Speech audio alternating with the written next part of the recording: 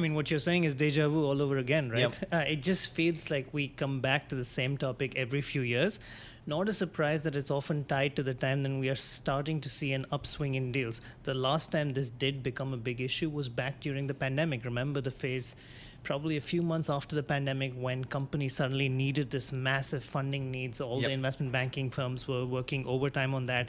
That turned into deal-making opportunities. And then you had the 2021 SPAC boom and whatnot.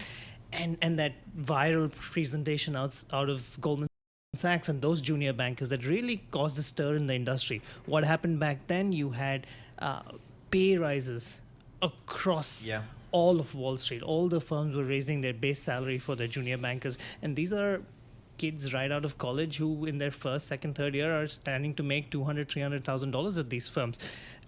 It's become part of the conversation again, because there has been an uptick in deal after a bit of a lull for a year, 18 months.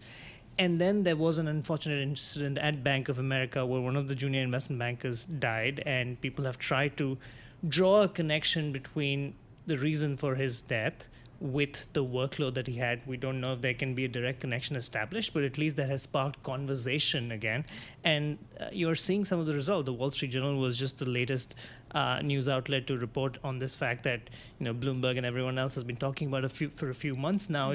Everyone's talking about these rising workloads. There is tension and strain, and banks are being forced to respond. Here you have JPMorgan coming out with sort of trying to fix some hours for its junior bankers for the first time ever. Bank of America already had that, and it's trying to do a better job of enforcement.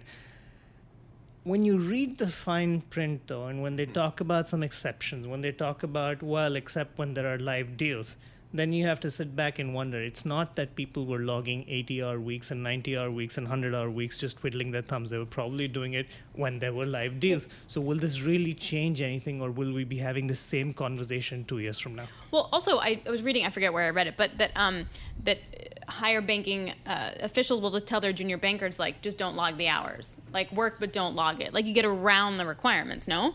And that's been a problem. Either people are working longer than the hours that they're supposed to and just to not get their bosses in trouble, which is a thing.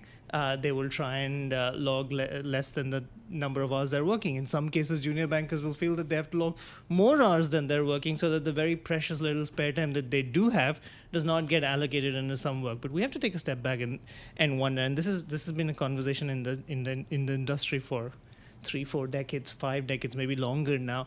There is a cultural shift that needs to take place, right? There has to be a better utilization of these hours. Oftentimes you have junior bankers responding to requests from their bosses and they're not hearing back until they come back from their dinner with their client, notice something minor or major, but suddenly say, fine, I might be looking at this at 9:30 p.m., but now that I'm responding to you, I want the fix in the next 2 hours, the next 3 hours, the next 4 hours. That cultural change is more important than figuring out how to cap these hours. And I don't know how you solve for that easily.